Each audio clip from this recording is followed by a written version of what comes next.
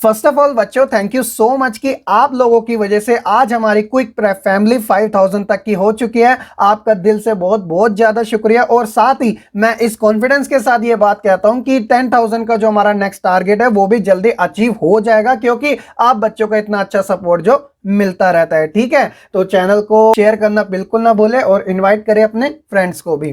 तो बच्चों, आज मैं आपके लिए लेके आया हूं 12th सोशियोलॉजी की most important short and long question answer की सीरीज, जिसके अंदर मैं एपिसोड फर्स्ट करवाने वाला हूं। तो इसकी अपडेट मैंने आपको पहले ही बता दी थी कि मैं इस तरीके से आपको शॉर्ट क्वेश्चन और लॉन्ग क्वेश्चन की सीरीज करवाने वाला हूं। अगर आपने वो वीडियो नहीं देखी है तो आप जरूर देख लेना। 1 मार्क की जो एमसीक्यू सीरीज है वो मैं अलग से करवा रहा हूं, और 2, 4 और 6 मार्क्स वाली जो है वो इस वाले एपिसोड के अंदर इंक्लूड होगी। तो चलिए फिर बिना किसी देरी के साथ आज की इस वीडियो को हम शुरुआत करते हैं। My name is Shahrukh Saifi and welcome to our YouTube channel quick prep.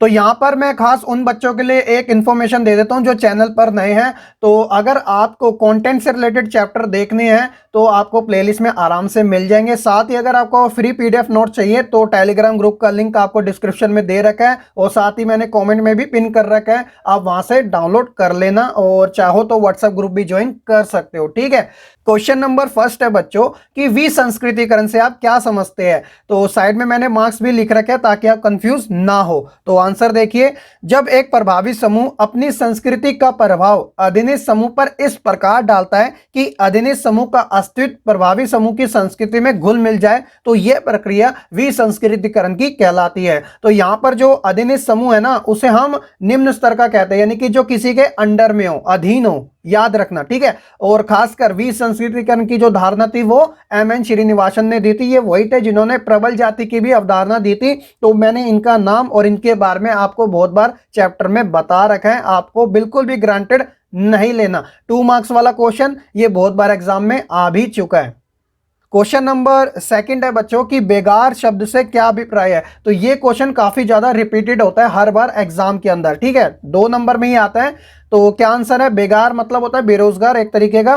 तो यह वेतनहीन मजदूरी है जहां पर निम्न जाति समूह के सदस्य जमींदारों या फिर भूस्वामियों के यहाँ कुछ निश्चित दिनों तक मजदूरी करते हैं, यानी कोई फिक्स डे हो गया। ठीक है, और बहुत से गरीब काम भी करते हैं पीढ़ियों से भूस्वामी के यहाँ, जिन्हें हम बंधुआ मजदूर के नाम से जानते हैं। तो ये क्या कहलाती है? प्रक्रिया बेगार की कहलाती है, जहां पर आपको वेतन नहीं मिल रहा, बस आप काम करते जा रहे हो। ग्रामीण क्षेत्रों में ये ज्यादा देखने को मिलते हैं, क्योंकि किसान जो होते हैं वो भूस्वामियों से कर्जा लेते हैं और कर्जा ना चुकाने की स्थिति में वह उनके यहाँ पर काम करते हैं। क्वेश्चन नंबर 3 देखिए बच्चों कि 2 कारकों का आपको उल्लेख करना है जो कि क्षेत्रवाद को बढ़ावा देते हैं।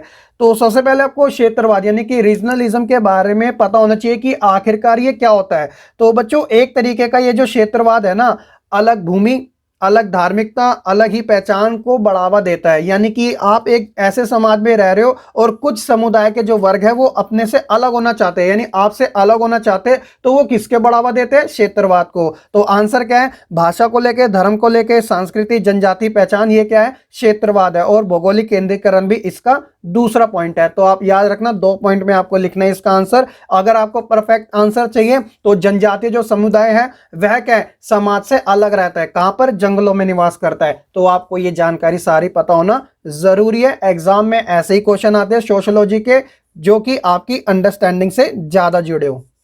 अब हम बात करते हैं बच्चों अपने क्वेश्चन नंबर 4 की कि सामाजिक स्तरीकरण से आप क्या समझते हैं। तो ध्यान देना कि ये जो क्वेश्चन है वो 2 नंबर में और 4 नंबर में ज्यादा पूछे जाते हैं। तो आपको कम से कम 4 पॉइंट तो पता होने जरूरी है। अगर 2 मार्क्स में पूछ लिया जाएगा तो आपको 2 पॉइंट लिख देने हैं। ठीक है, तो देखिए क्या बात की जा रही है।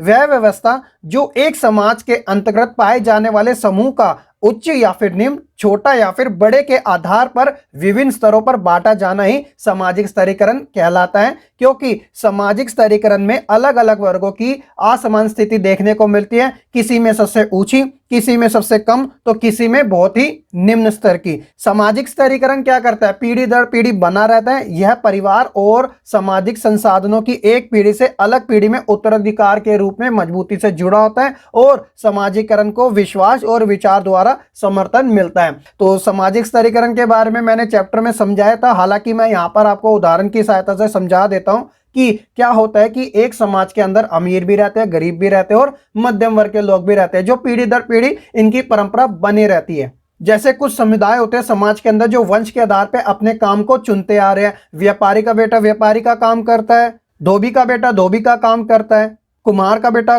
कुम्हारी का काम करता है। तो ये पुश्तैनी काम होते हैं जो कि एक वंश के आधार पे कनेक्टेड होते हैं, जुड़े होते हैं, और ये सारी जो प्रक्रिया होती है वो समाज के अंदर स्तरीकरण को बढ़ावा देती है।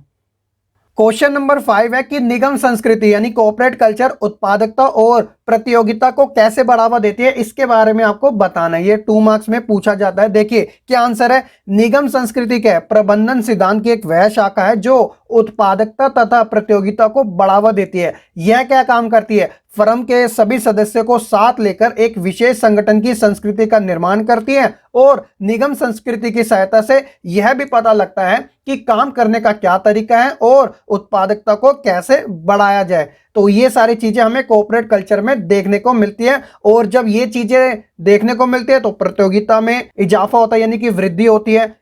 जो जितनी क्वालिटी प्रोवाइड करेगा उसकी उतनी ही ज्यादा वृद्धि भी देखने को मिलेगी। तो इस आधार पे यह उत्पादकता और प्रतियोगिता को बढ़ावा देती है।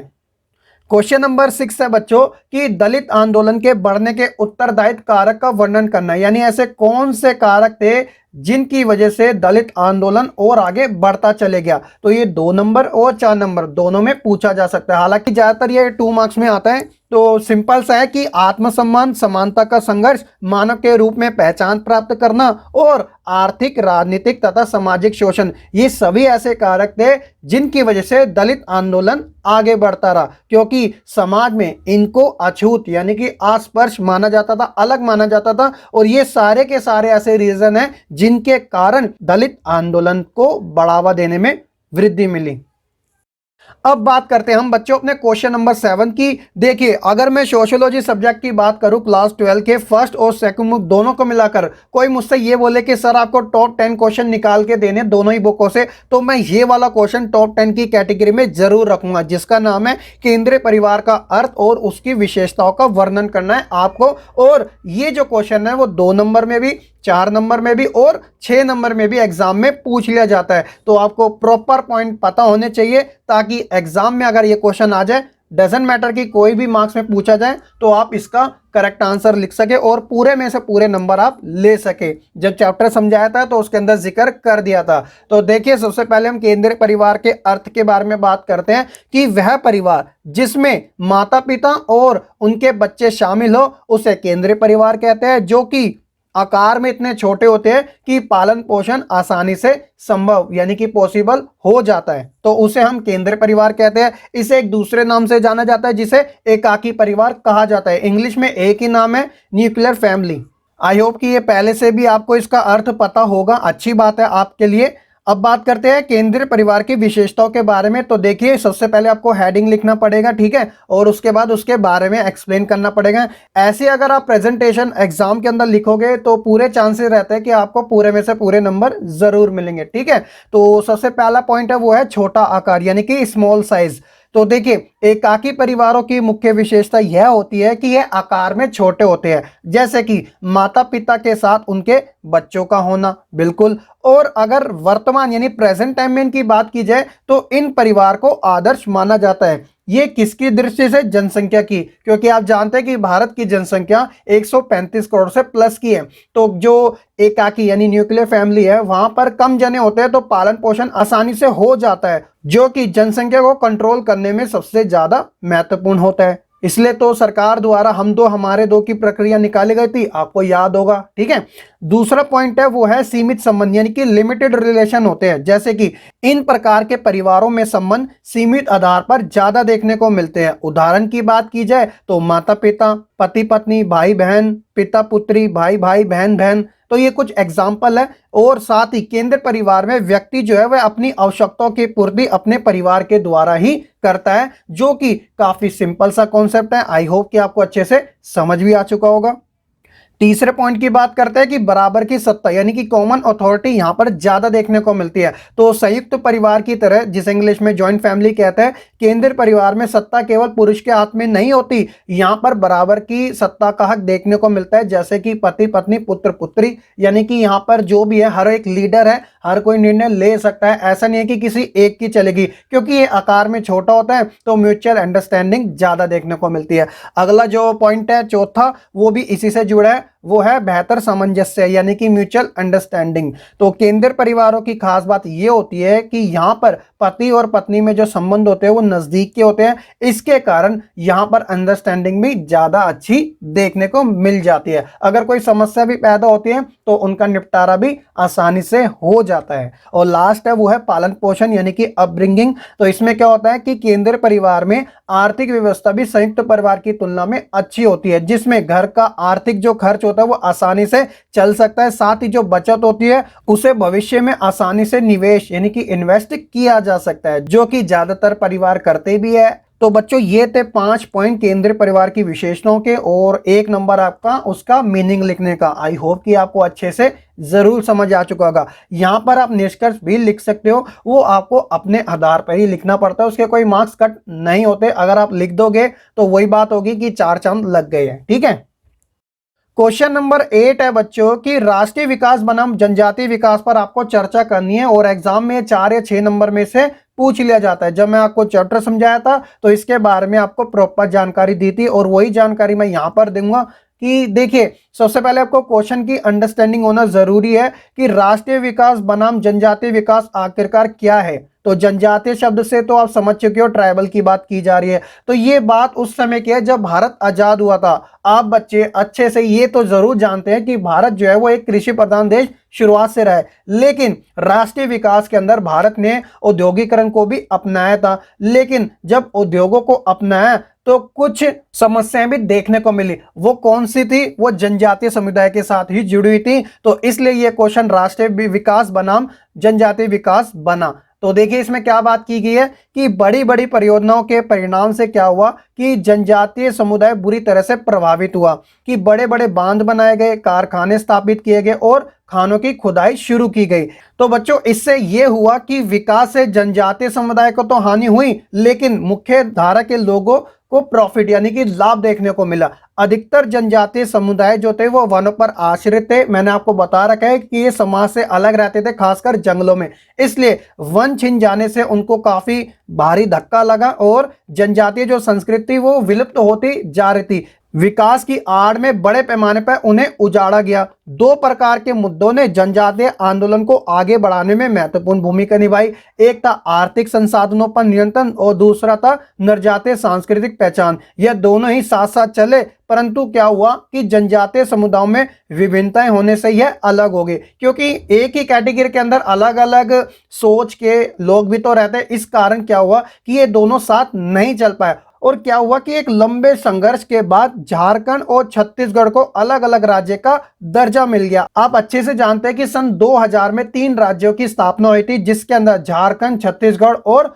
उत्तराखंड शामिल थे। तो क्या हुआ कि सरकार के द्वारा उठाए गए कठोर कदम और फिर उनसे भड़के विद्रोह ने पूर्वोत्तर राज्यों की अर्थव्यवस्था, संस्कृति और समाज को भारी नुकसान पहुंचाई। तो ये था राष्ट्रीय विकास और जनजातीय विकास के ऊपर चर्चा। आई होप कि आपको अच्छे से जरूर समझ आ चुकी होगी। क्वेश्चन नंबर 9 है बच्चों की थॉमस मोल्थस के द्वारा दिए गए जनसंख्या नियंत्रण को लेकर सुझावों का वर्णन करें। तो जब मैंने आपको चैप्टर समझाया था तभी बता दिया था कि अब की बार जो आपका बोर्ड एग्जाम है उसके अंदर ये क्वेश्चन जरूर आस्क किया जा सकता है आप बच्चों से।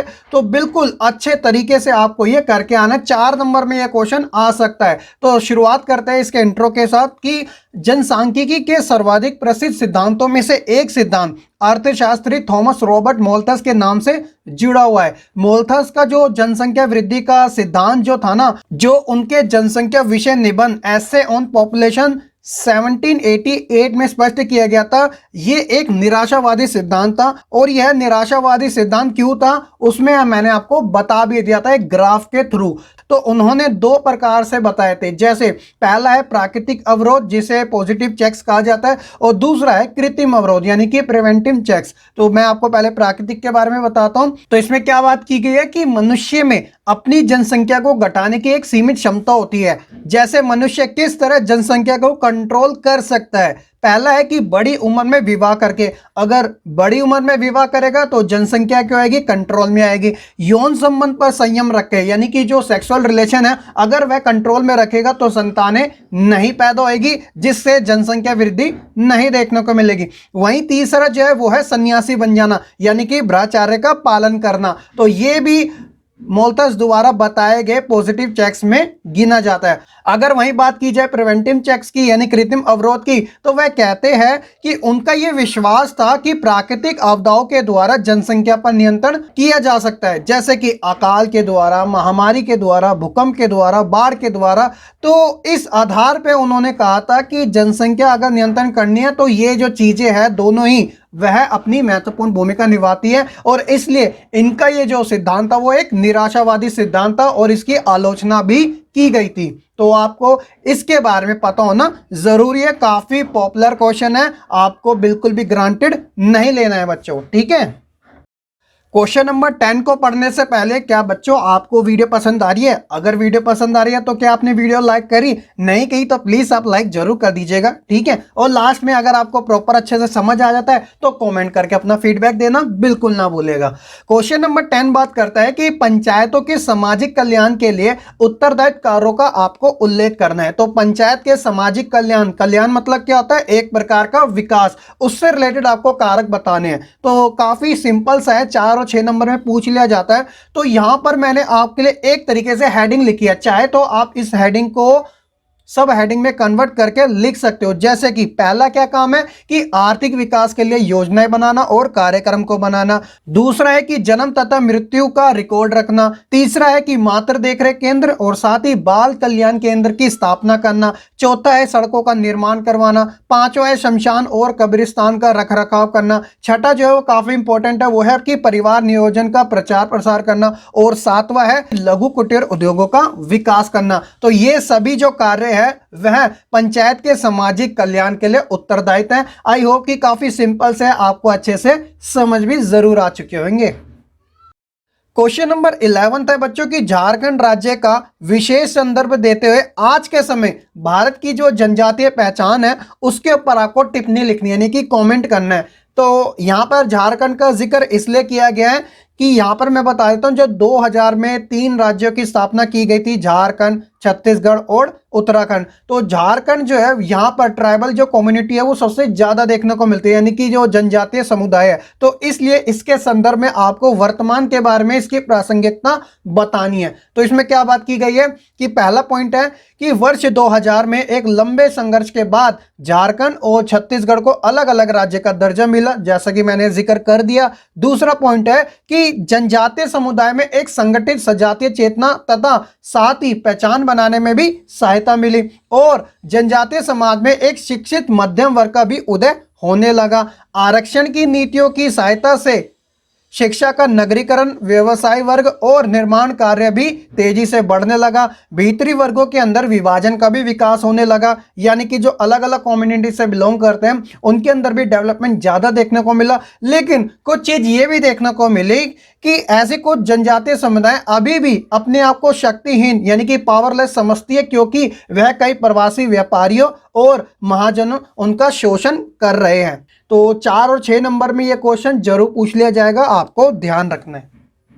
अब हम बात करते हैं बच्चों अपने इस एपिसोड फर्स्ट के लास्ट क्वेश्चन के बारे में, जो कि है क्वेश्चन नंबर 12 और बहुत ही ज्यादा इंपॉर्टेंट है, जिसमें बात की गई है कि भारत में बच्चों के लिंग अनुपात में कमी होने में क्षेत्र में जो विभिन्नता देखने को मिलती है उसको आपको समझाना है। तो सबसे पहले जिक्र आता है कि ये लिंग अनुपात का क्या अर्थ होता है। देखिए, लिंग अनुपात से तात्पर्य किसी क्षेत्र विशेष में पुरुष एवं स्त्री की संख्या के अनुपात को लिंगानुपात कहते हैं, जिसे सेक्स रेशियो के नाम से जाना जाता है।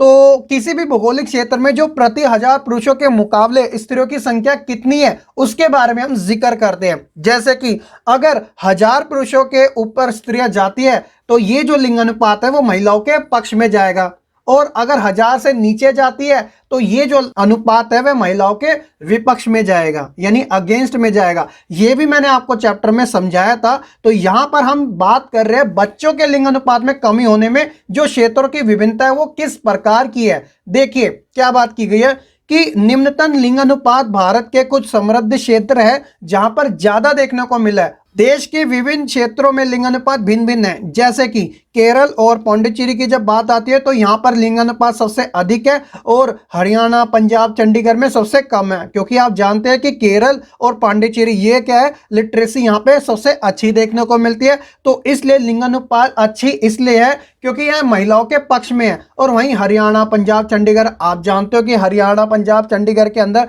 जो महिलाएं है वो कितनी कम है, इसलिए वह लिंगानुपात महिलाओं के फेवर में नहीं है, वहां पे पुरुष ज्यादा है। अगर बात की जाए कि क्या कारण है कि यहाँ पे लिंगानुपात कहीं पर ज्यादा है कहीं पर कम है, तो लिंगानुपात में गिरावट के कारण जैसे बाल विवाह, लिंग विशेष का गर्भपात, गरीबी, दहेज, स्त्रियों को पौष्टिक भोजन ना मिलना, तो ये सभी कारण लिंगानुपात में गिरावट करने के आधार पर बनते हैं। अगर आर्थिक दृष्टि से बात की जाए, जो समृद्ध परिवार होते हैं, जो सही है बिल्कुल, या वह एक या दो बच्चे अपनी पसंद के अनुसार चाहते हैं, और वहीं जहां पर अनपढ़ लोग ज्यादा है तो वहां पर लिंगानुपात में कमी देखने को मिलती है, क्योंकि जो लोग है ना वह अंधविश्वास में ज्यादा बिलीव करते हैं, और बिहार, उत्तर प्रदेश जैसे कुछ राज्य इस कैटेगरी में आ भी जाते हैं, क्योंकि ये हिस्सा तो भारत के ही है। इसलिए हमें ये जो लिंगानुपात जैसी समस्या है भारत के अलग अलग राज्यों में कहीं पर ज्यादा कहीं पर कम देखने को मिलती है। और इसका जो सॉल्यूशन है वो शिक्षा एकमात्र सॉल्यूशन है। अगर पढ़ेगा इंडिया तभी तो बढ़ेगा इंडिया, और इसके आधार पर ही समझ को डेवलप करेगा इंडिया। आई होप कि आपको ये चीज अच्छे से जरूर समझ आ चुकी होगी। तो बच्चों, ये थे हमारे सोशियोलॉजी के most important short long question की सीरीज का एपिसोड नंबर 1। आई होप कि आपको अच्छे से जरूर समझ आएगा। इसी बात पे आपकी तरफ से लाइक, कमेंट, शेयर जरूर कर दीजिएगा। चैनल पे नए हैं तो सब्सक्राइब करके बेल आइकन दबा दीजिएगा। और एक खास बात, अगर आपने टेलीग्राम ग्रुप अभी तक नहीं ज्वाइन किया तो बच्चों आप कर लेना, डिस्क्रिप्शन में और कॉमेंट में पिन कर रखा है मैंने, क्योंकि जो पीडीएफ जो नोट्स होंगे इन क्वेश्चन आंसर के वो सिर्फ टेलीग्राम ग्रुप में ही अपलोड किए जाएंगे। चाहे तो आप हमारा व्हाट्सएप ग्रुप भी ज्वाइन कर सकते हैं डिस्कशन के लिए। तो चलिए फिर बच्चों, आज की इस वीडियो में इतना ही। मैं मिलता हूं फिर आपको एक नई वीडियो के साथ। खत्म, बाय बाय, टाटा, गुड बाय, गया।